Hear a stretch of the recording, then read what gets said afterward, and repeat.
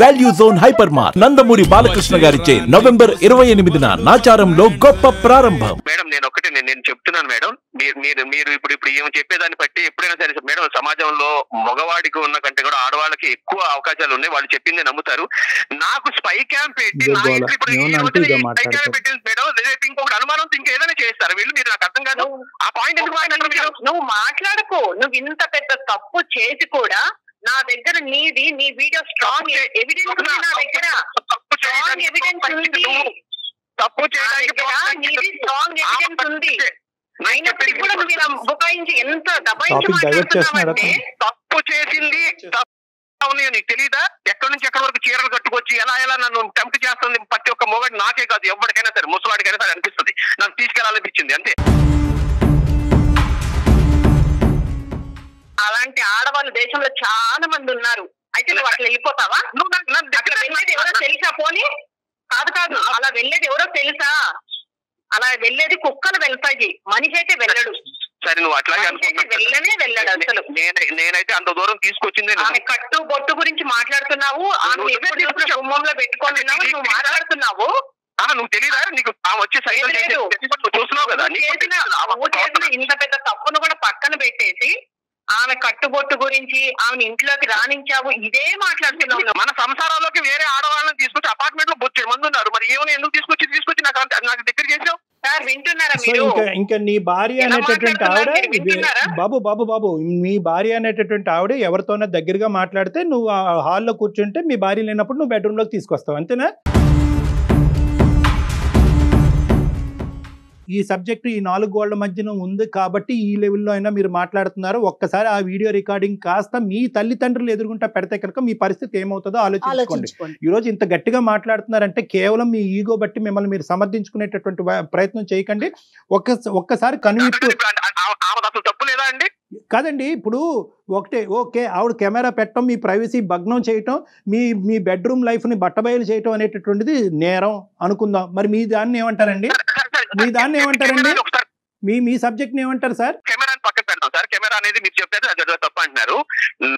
నేనేం తింటాను, నాకు ఏ బట్టలు ఇష్టం, నేను ఏం చేస్తాను, మా ఇంట్లో ఫ్యామిలీ విషయాలు, మా అమ్మగారి గురించి, మా నాన్నగారి గురించి, మాకు చిన్న జరిగిన ప్రతిదీ కూడా పోసకొచ్చినట్టు చెప్పేసి నా పెళ్ళాలంటే అయితే ఎవరైనా క్లోజ్ గా ఉన్నప్పుడు ఈ మాటలు చెప్పుకోరా? ఒక అమ్మాయితోనే కదండి షేర్ చేసుకున్నారు. తను ఇంతవరకు నువ్వు చెప్పలేదు స్వప్న డెసిషన్ తీసుకోవటంలో. ఎందుకు నువ్వు ఎంతసేపు సంకోచించో మాకు అర్థమైంది. నేను ఇంతవరకు నేను ఎంతగా ప్రేమించానంటే నా ప్రాణం కంటే ఎక్కువ ప్రేమించాను. నువ్వు చేసావు చూడు స్పై కెమెరా పెట్టి. అసలు మొగాడికి అసలు నీకు హ్యాట్స్ ఆఫ్ స్వప్న, నాకు అర్థం కావట్లేదు. నీలాంటి వాడి ప్రేమలు నాకు అసలు వద్దు కూడా వద్దు. ఇన్ని రోజులు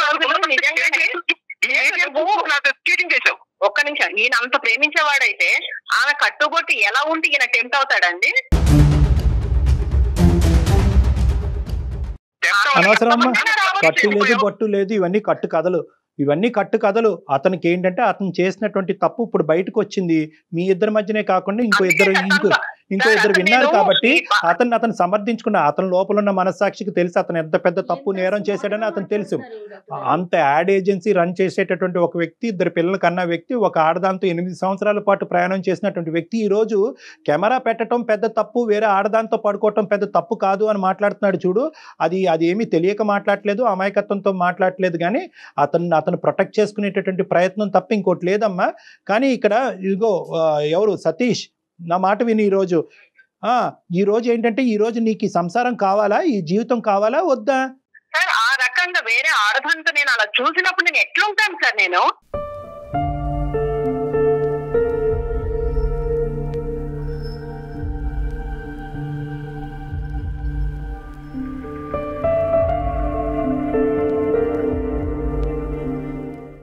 ఫస్ట్ నుంచి మీరు వింటూనే ఉన్నారు ఎలా బుకాయిస్తున్నారో ప్రతి విషయంలో. ఆమెకి వెళ్ళొస్తాను మాలాంటి వాళ్ళు ఎవరైనా కొద్ది గడ్డి పెడితే కనుక కొద్దిగానే క్షమాగుణం అనేది వస్తుందేమో, ఇప్పటికైనా నీ కాళ్ళ మీద పడి అడుక్కుని ఆ 2 పిల్లలకి ఒక మంచి కుటుంబాన్ని ఇస్తాడేమో అనే ఆశతోనే అలా చెప్తున్నానమ్మా. ఏ స్త్రీ కూడా ఇలాంటివి చూసిన తర్వాత క్షమించేటటువంటి అవకాశం లేదు. కానీ ఆ 2 పిల్లల దృష్ట్యా అరే సార్ తప్పు అయిపోయింది, నన్ను క్షమించండి, ఏం చేయమంటారు అనేటటువంటి మాట ఇప్పటికైనా మాట్లాడతాడేమో నా ఆశతోనే మాట్లాడుతున్నాను అంతే. మీరు కూడా నాది తప్పు అన్నారండి డాక్టర్ గారు. కాదయ్యా అంటే ఫస్ట్ మీరు మెయిల్ చేసేస్తే మీకు సపోర్ట్ చేసేస్తామా సతీష్? అలా కాదు సతీష్, ఇక్కడ ఆడవాళ్ళు లేదు మగవాళ్ళు లేదు, ఎవరికైనా నువ్వు ఈ రికార్డింగ్ ఏదైతే ఉందో నీకు దమ్ము ధైర్యం ఉంటే కనుక ఆ రికార్డింగ్ నీ స్నేహితుల మధ్యకి వెళ్ళి చూపెట్టు. కావాలంటే ఏం మాట్లాడతారో చూద్దాం. ప్రైవేట్ కెమెరా పెట్టడం తప్ప, వేరే ఆడదాంతో పడుకోవటం తప్ప. నీ భార్యని ఎవరో ఒక ఆడదానికి ఇంట్రడ్యూస్ చేసింది కాబట్టి, మీ భార్య వెళ్ళి తన ప్రైవేట్ ఇష్యూస్ వేరే ఆడదాంతో చెప్పింది కాబట్టి ఆ ఆడదాన్ని మన ఫ్యామిలీలో ఒక మెంబర్ చేసేసుకుని మీ ఆవిడ లేనప్పుడు, మరి మీ ఆవిడ ఉన్నప్పుడే చేయొచ్చు కదయ్యా, మీ ఆవిడ ఉన్నప్పుడే చేయొచ్చు కదా, ఎందుకు సీక్రెట్గా చేసావు?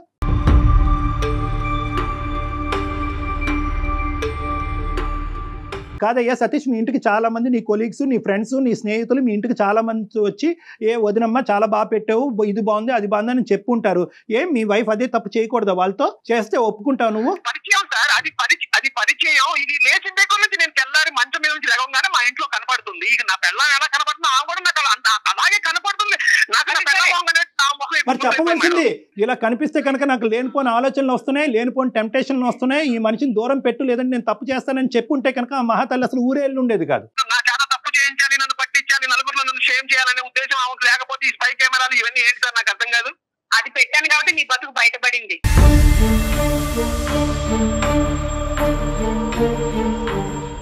స్వప్న మీరేం చెప్పదలుచుకున్నారో చెప్పండి స్వప్న, ఎందుకంటే ఎంత మాట్లాడినా ఇది తెగేలాగా కనిపించట్లేదు. అలా కాదండి, తప్పు చేసి కూడా తను తప్పు చేసింది మాత్రం కప్పిపుచ్చుకుంటున్నాడు. మళ్ళీ ఏం మాట్లాడుతున్నాడు, కెమెరా ఎందుకు పెట్టామనేది మాట్లాడుతున్నాడు. నాకు ఆర్గ్యుమెంట్ వస్తుంది సార్, ఆర్గ్యుమెంట్ వేస్ట్. తనతో మాట్లాడడం, తనని చూడడం నాకు ఇష్టం లేదు కాబట్టి తన నుంచి నేను విడాకులు కోరుకున్నాను. నాకు 2 పిల్లలు ఉన్నారు, వాళ్ళకు నేను న్యాయం చెయ్యాలి. అందుకే నేను ఆస్తిలో సగం భాగం వాళ్ళకి రాసేసేమని చెప్పాను. నువ్వు ఫస్ట్ ఆ పని చెయ్యి, పిల్లలకి నువ్వు సగం ఆస్తి రాసివ్వు. నీతో నేను చేసిన తప్ప సార్? మీరు చెప్పండి సార్. మీరు నాది తప్పు లేదా కోరుకోవడం, నేను మాట్లాడకు.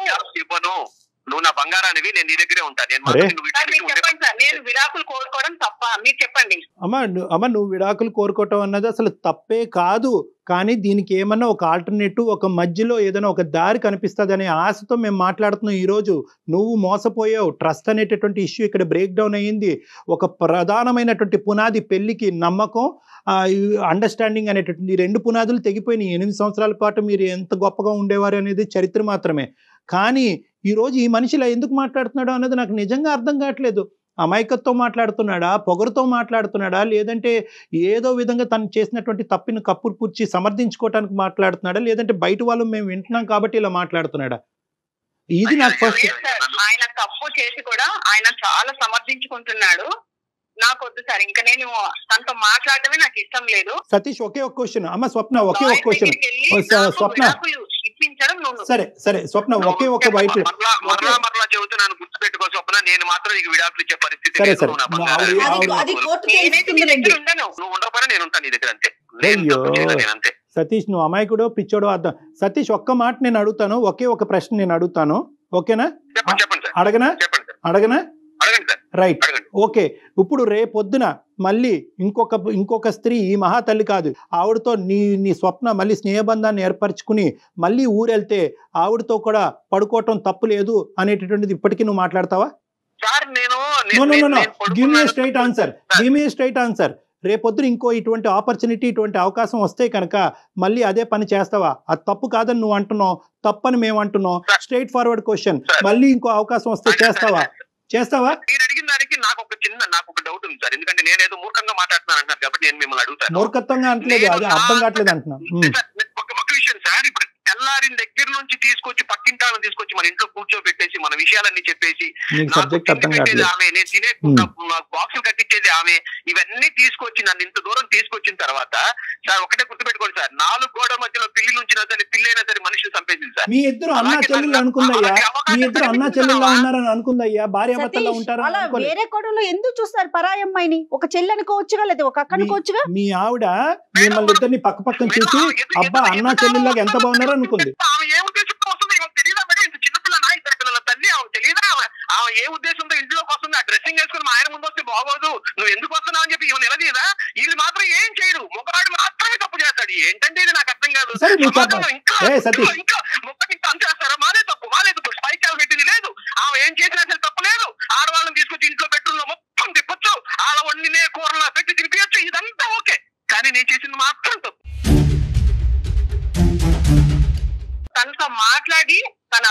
కాల్ నేను లిఫ్ట్ చేసి మాట్లాడడం నేను తప్పు అయిపోయింది. నేను తనతో మాట్లాడను సార్. నువ్వు నాకు విడాకులు ఇవ్వడానికి అయితే నువ్వు రెడీ చేయి చెప్తున్నాను. నేను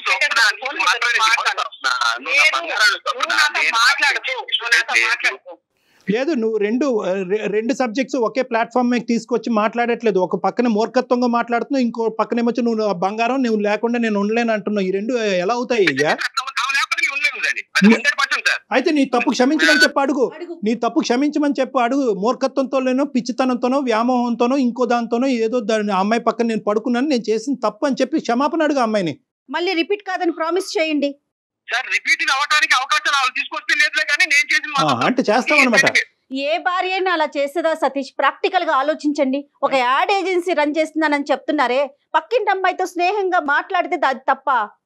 సరే, అది కొంచెం ఎక్కువ అయి ఉండొచ్చు, మేమేమంటున్నాం అది కొంచెం ఎక్కువ అయి ఉండొచ్చు. అయితే మాత్రం మీ లోపల అనవసరమైనటువంటి ఫీలింగ్స్ వచ్చి ఆ అమ్మాయి కట్టుబొట్టు మీకు నచ్చకపోతే కనుక ఇలాంటి ఆడపిల్ల మన ఇంట్లోకి రావటం అనేటువంటిది నాకు నచ్చట్లేదు, ఆవిడ గడప దగ్గరే ఉంది అని చెప్పి స్ట్రైట్ ఫార్వర్డ్ గా చెప్పు. ఆ అమ్మాయి ఆ కట్టుబొట్టు బాలేదు, ఆ అమ్మాయి మన ఇంట్లో రావడానికి వీలు లేదు అన్నా కానీ స్వప్న బలవంతంగా అమ్మాయిని మీ ఇంట్లోకి తీసుకొచ్చిన పరిస్థితి వచ్చిందా? నాకేం తెలుసండి, నేను పొద్దున పోతే సాయంత్రం వచ్చేవాడిని, నాకేం తెలుసు? నా అపార్ట్మెంట్ లో నాకు నా ఫ్లోర్ లో ఉండేవాడే నాకు తెలియదు సార్. అలాంటివి తీసుకొచ్చి నా విషయాలన్నీ చెప్పేసి సార్ ఇన్ని చెప్తున్నారు కదా సార్. ఇప్పుడు ఆడవాళ్ళు ప్రేమించుకున్న ఆడపిల్లలే ఏం చేస్తున్నారు సార్? ఒక మొగుడు వేరే వాడితో చూస్తేనే గపక్కన తొడలు గిరి చేస్తున్నారు. అరే ఎందుకు చూస్తున్నావు అని చెప్పి అంటున్నారే. ఆమె డ్రెస్సింగ్ తో అలా వచ్చేసి నన్ను కవిస్తూ నన్ను చేస్తూ, నేను తినే ప్రతిదీ కూడా మా ఇంట్లో ఇది స్పెషల్, ఇది హెల్ప్ అన్నావు కదా, ఇది మీ ఆయనకి ఇష్టం అన్నావు కదా. ఏమయ్యా, ఆ అమ్మాయి కవ్విస్తుంది, ఆ అమ్మాయి మెంటల్దో పిచ్చిదో, నువ్వు కవ్వించబట్టం ఎందుకయ్యా? ఇద్దరు పిల్లల తండ్రివి నువ్వు. మీ బుద్ధి ఏమైందండి? అంటే ఈ 8 సంవత్సరాల్లో కవ్వించే ఆడ దొరకపోవటం వల్ల మీ ఆవిడకి ఈ ఇష్యూ బయటకు రాలేదు. లేదంటే పెళ్ళైన 1 సంవత్సరంలోనే కవ్వించే స్త్రీ దొరుకుంటే కనుక ఇది అప్పుడే మాట్లాడుకుని ఉండేవాళ్ళం. అంటే నీకు ఆపర్చునిటీ రాక ఈ ప్రయత్నం జరగలేదు, అవకాశం రాక. ఆఫీస్ లో కూడా ఉంటారులే సార్ కవ్వించే వాళ్ళు, చాలా బజార్ లో చాలా మంది ఉన్నారు సార్. అన్న దగ్గరికి వెళ్తావా సార్? మరి అంత ఇచ్చి అంత చేసిన వాళ్ళు స్పెషల్ డిష్ అంటే గడిది గుడ్డే ఏం కాదు. ఇవన్నీ కాదు. నీకు నిజంగా నీ భార్య కావాలంటే మీ భార్య నిజంగా నిన్ను క్షమిస్తుందా, లేదంటే నీ క్షమాపణ స్వీకరిస్తుందా, నువ్వు చెప్పేటటువంటి రీజన్ని యాక్సెప్ట్ చేస్తుందా లేదా అనేటటువంటి తర్వాత సబ్జెక్టు. ఈ ఫోన్ కాల్ ద్వారా ఏదైనా ఉపయోగపడాలి నీ పిల్లలకి నీకు అంటే కనుక మనస్ఫూర్తిగా ఒక క్షమాపణ చెప్పేటటువంటి ఉద్దేశం మీకు ఉందా? ఈ కారణాలు కాదు, ఏ కండిషన్స్ లేకుండా, ఏ కారణాలు చూపెట్టకుండా అన్కండిషనల్గా నా తప్పుని క్షమించి స్వప్న అని అడిగే ఉద్దేశం మీకుందా మీ పిల్లల భవిష్యత్తు దృష్ట్యా?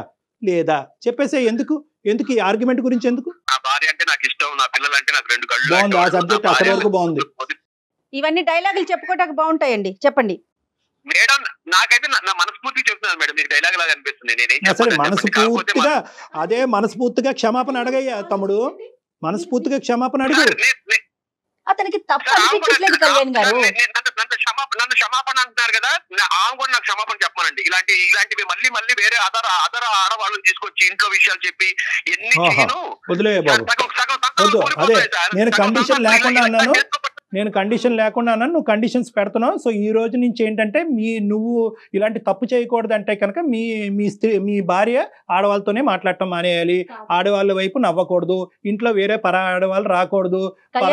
ఇప్పుడు భార్య ద్వారా పరిచయం అయింది, లేదా ఇంకొకరి ద్వారా పరిచయం అవుతారు, అప్పుడు ఏం చేస్తాడు? ఉన్నారంట యాడ్ ఏజెన్సీలో చాలా మంది ఉన్నారంట, కానీ వాళ్ళతో లిమిట్ గానే ఉన్నాడంట. ఓకే, స్వప్న మీరు చెప్పండి అమ్మా.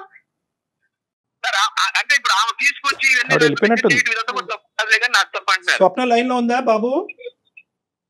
స్వప్న భరించలేకపోయింది ఈ సబ్జెక్ట్ అంతా. ఇప్పుడు అనవసరంగా మేము ఇవన్నీ ఏం చెప్పలేదు. మేము ఇందాక ఫోన్ కాల్ అడిగినప్పుడు మాత్రం ఏమీ లేదు సార్, నాకే అర్థం కావట్లేదు సార్, నన్ను కాపాడండి సార్, నా జీవితాన్ని కాపాడండి సార్ అని చెప్పి అమాయకుల్లో మాట్లాడావు. వెనకట్లేమో చాటబారెడు స్టోరీ ఉంది నీకు. సతీష్ గారు మీకు అక్క చెల్లెలు ఉన్నారండి? మరి ఏమండి మీకు మీ ఇంట్లో కూడా ఆడవాళ్ళు ఉన్నారు కదా, ఒక అమ్మాయికి ఎంత బాధ అనిపిస్తుంది, దాన్ని మళ్ళీ మీరు సమర్థించుకుంటున్నారు చూడండి. తప్పయ్యా, నేరమయ్యా.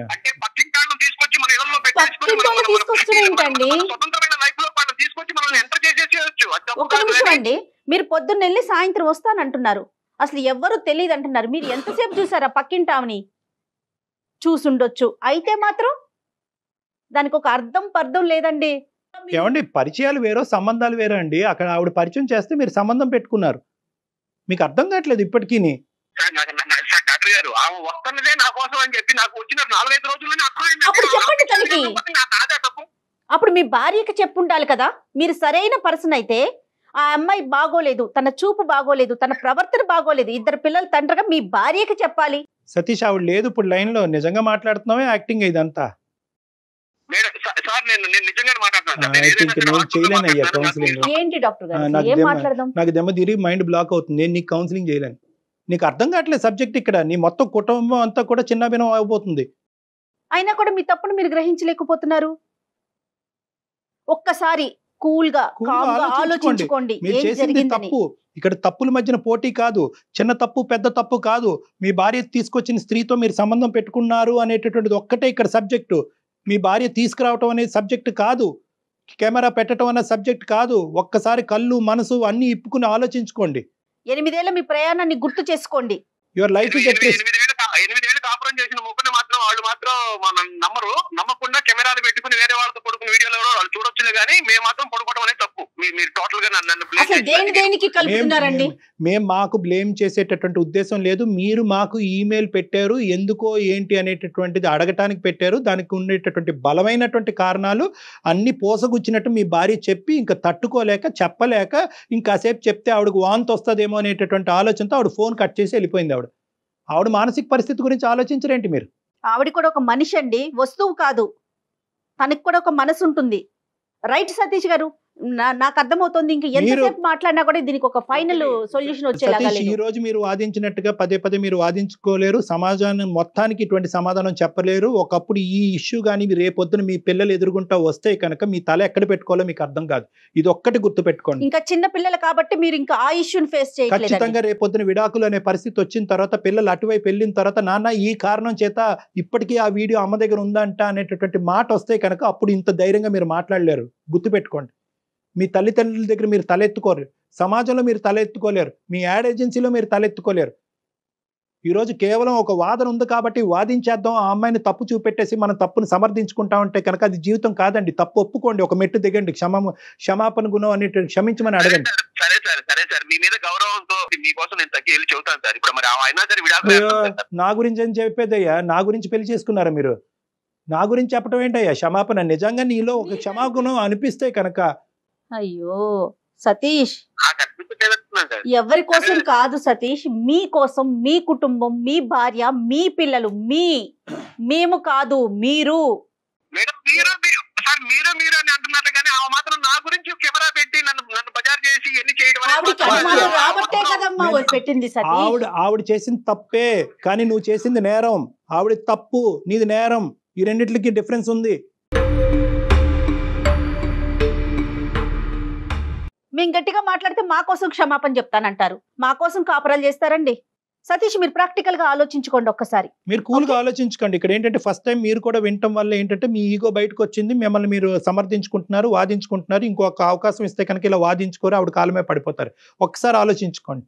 తర్వాత మళ్ళీ ఒకసారి ఫోన్ చేసే ప్రయత్నం చేయండి. షో తర్వాత డాక్టర్ గారు మీతో మాట్లాడదాం. మనం మళ్ళీ మాట్లాడుకోవాలి. ఈ సబ్జెక్ట్ ఇక్కడ వదలకూడదు మనం. రైట్ సతీష్. మళ్ళీ కలపమంటారు మేడం. ఒక్కసారి షో అయిపోయిన తర్వాత ఒకసారి మాట్లాడదాం. మళ్ళీ మాట్లాడదాం ఒకసారి. ఈలోపు మీరు ఆలోచించుకోండి, మేము మాట్లాడటం కాదు సతీష్. ఏదో పైకి పొడిగా మాట్లాడటం కాదు. నువ్వు క్లారిటీగా వచ్చిన తర్వాత ఈసారి మాట్లాడాలి. మళ్ళీ ఇదే సంభాషణ, మళ్ళీ ఇదే తీరు, ఇదే వాదన అయితే కనుక వేస్ట్. ఎన్ని కాల్స్ అయినా వేస్ట్. ఒక్కసారి ఆలోచించుకుంటే ఓకే, మీరు ఎక్కడ తప్పు చేశారనేటటువంటి కనువిప్పు మీకు కలిగితే మాట్లాడుకుందాం. లేదంటే కనుక స్వప్ననే మేము సమర్థిస్తాం, డైవర్స్నే సమర్థిస్తాం. ఇలా మాట్లాడేటటువంటి తీరుని ఏ ఆడది తట్టుకోలేదు. అదో తప్పు అయితే కనుక ఈ సమర్థించుకోవటం అనేటటువంటిది పుణ్యమే కారణంగా ఉంది అమ్మాయికి. ఏంటి గోల? తీసుకొచ్చేస్తారు వాళ్ళే, దగ్గర చేసేది ఇంకా అదే పాయింట్ లో మీరు ఆగిపోతారండి. తమ్ముడు, నువ్వు అర్జెంట్ గా ఫోన్ పెట్టేసి ఆలోచించుకో, కళ్ళు మూసుకో. రైట్ సతీష్, పర్సనల్ గా కలవండి ఒక్కసారి డాక్టర్ గారిని. అందమైన జీవితానికి ఒక్కసారి మీరు మళ్ళీ తర్వాత కాల్ చేయండి. డాక్టర్ గారిని మీరు పర్సనల్ గా కలిసే అవకాశం మీకైతే ఉందండి సతీష్ గారు. ఒకసారి ఫోన్ చేసి డాక్టర్ గారితో పర్సనల్ అపాయింట్మెంట్ తీసుకుని కలుద్దురు గాని.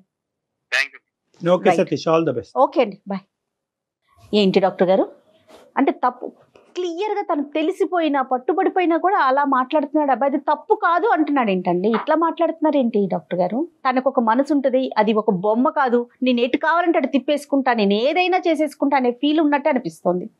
ఇంకా ఈగో అనేటటువంటి సబ్జెక్ట్ వచ్చేటప్పటికి ఎన్ని ఆధారాలు చూపెట్టినా వేస్ట్ అమ్మా. అతను ఈగోని కాపాడుకునే ప్రయత్నం చేస్తున్నాడు కానీ ఎవిడెన్స్ పరంగా మాట్లాడలేదు. అప్పటి వరకు ప్రేమ అన్నాడు, బంగారం అన్నాడు, పిల్లలు అన్నాడు, అవన్నీ కూడా కేవలం ఆ ఈగో ముందు చూసారా అన్నీ సర్వనాశనం అయిపోయింది.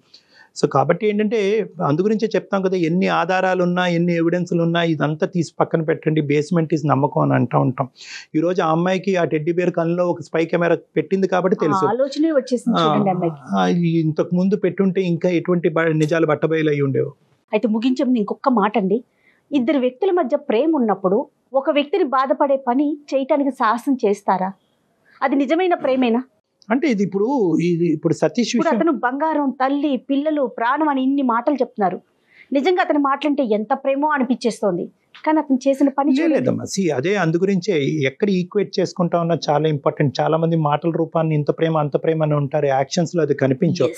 టైంకి తిండి పెడుతున్నాం కదా, డబ్బులు ఇస్తున్నాం కదా, ఇల్లు ఇచ్చాం కదా, గూడు ఇచ్చాం కదా అని అనుకుంటారు. కానీ ఒక సిన్సియారిటీ అనేటటువంటిది కూడా ఇవ్వాలి. అది కూడా భార్య పిల్లలు అనేటటువంటిది అది కూడా కోరుకుంటుంది.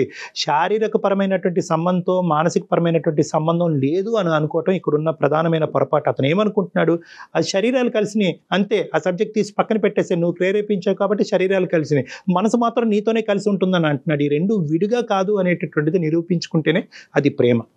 ఈ రెండు ఒకటే అని నిరూపించుకుంటేనే అదే ప్రేమ. రైట్ కళ్యాణ్ గారు, నమస్తే.